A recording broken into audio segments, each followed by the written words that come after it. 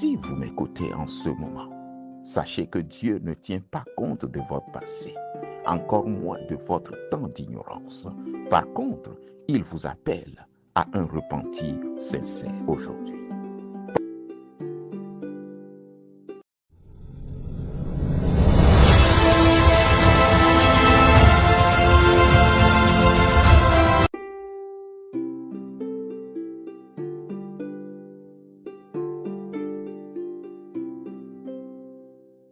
Nous sommes à la fin des temps et la scission entre la lumière et les ténèbres devient de plus en plus grande. Jean 3, verset 19. Et ce jugement, c'est que la lumière étant venue dans le monde, les hommes ont préféré les ténèbres à la lumière parce que leurs œuvres étaient mauvaises. Certaines personnes se sentent offusquées quand on parle de choses qui sont contraires à leurs aspirations. Surtout lorsque les choses ont trait à la religion, elles drainent énormément d'émotions.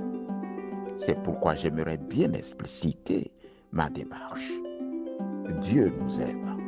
Il ne veut qu'aucun périsse. Trop d'âmes finissent en enfer, dans une souffrance qui n'a pas de fin. Et ceci n'est pas une fiction. Quand on parle de l'âme, comprenez que votre âme, c'est vous. C'est vous sans votre corps physique, parce que votre corps physique finira par retourner à la poussière, comme il est écrit.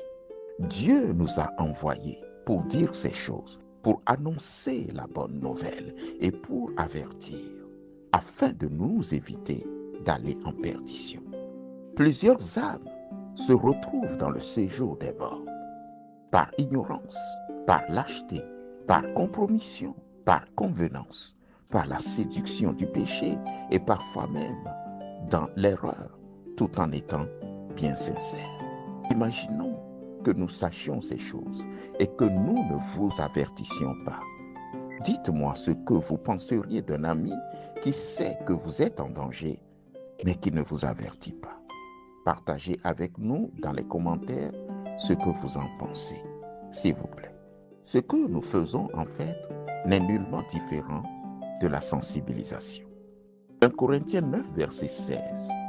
Si j'annonce l'évangile, ce n'est pas pour moi un sujet de gloire, car la nécessité m'en est imposée, et malheur à moi si je n'annonce pas l'évangile. Si je le fais de bon cœur, j'en ai la récompense, mais si je le fais malgré moi, c'est une charge qui m'est confiée. Verset 19. Car bien que je sois libre à l'égard de tous, je me suis rendu serviteur de tous afin de gagner le plus grand nombre. Notre intention n'est pas du tout de vilipender une quelconque religion. Nous ne blâmons non plus personne. Généralement, nous avons tous hérité du système d'adoration de nos parents. Un jour, j'ai rencontré un jeune homme à qui j'ai prêché la bonne nouvelle. Et il m'a dit, si je deviens chrétien, mon père va me tuer. Je lui ai répondu que la religion ne sauve pas, c'est Jésus qui sauve, et que surtout, le salut est personnel.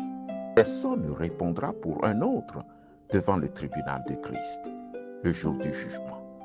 Alors il a dit, je dirai à Dieu que c'est mon Père qui m'a empêché de faire le bon choix.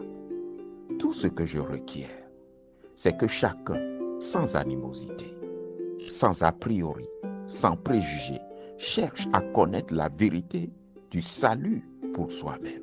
Car la question est trop importante pour être éludée ou traitée avec légèreté. J'ai demandé un jour à une personne chère à moi si elle est absolument certaine que ce qu'il adore est le Créateur dont dépend son existence. Il m'a répondu non, ce n'est certainement pas le cas.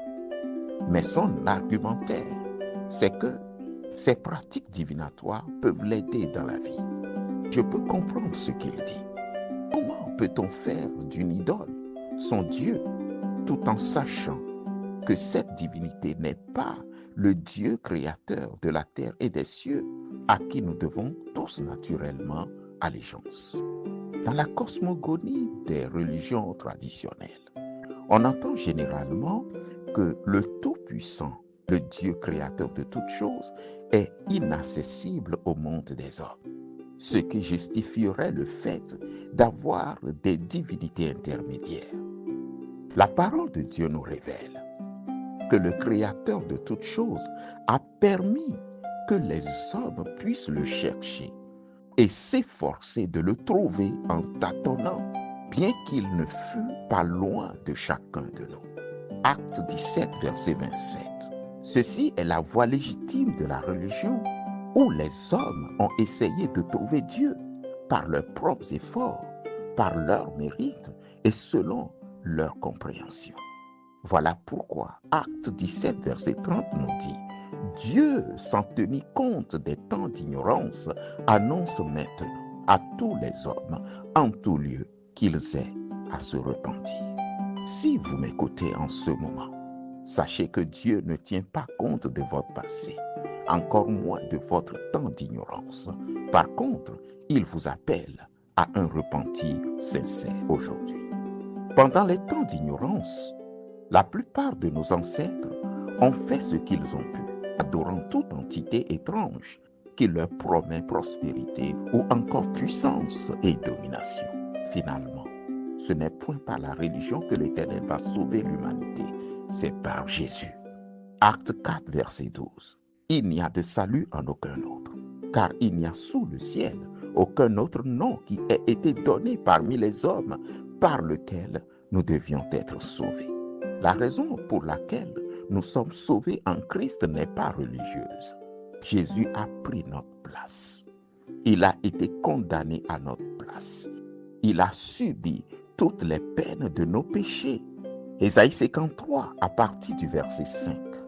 Mais il était blessé pour nos péchés, brisé pour nos iniquités, et le châtiment qui nous donne la paix est tombé sur lui. Et c'est par cette blessure que nous avons été guéris. Nous étions tous errants comme des brebis. Chacun suivait sa propre voie. Et l'Éternel a fait retomber sur lui l'iniquité de nous tous. Il a été maltraité et opprimé. Il n'a point ouvert la bouche, semblable à un agneau qu'on mène à la boucherie, à une brebis muette.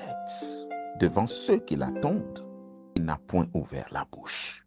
Il a été enlevé par l'angoisse et le châtiment, et parmi ceux de sa génération qui a cru qu'il était retranché de la terre des vivants et frappé pour les péchés de mon peuple. 2 Corinthiens 5, verset 21.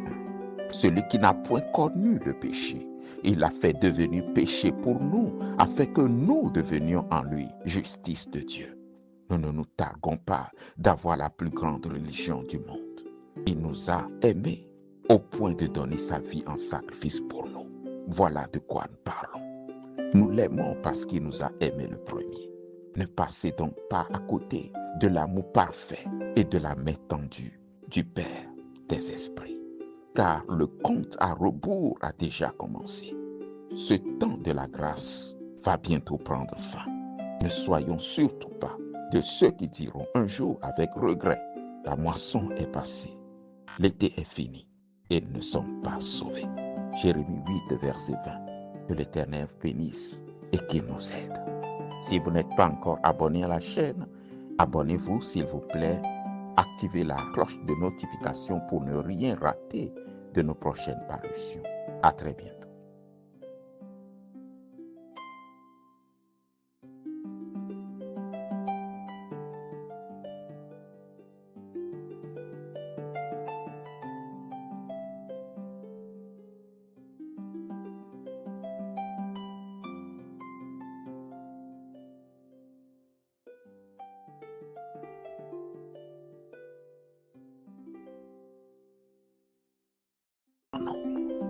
Notre intention n'est pas du tout de vilipender une quelconque religion.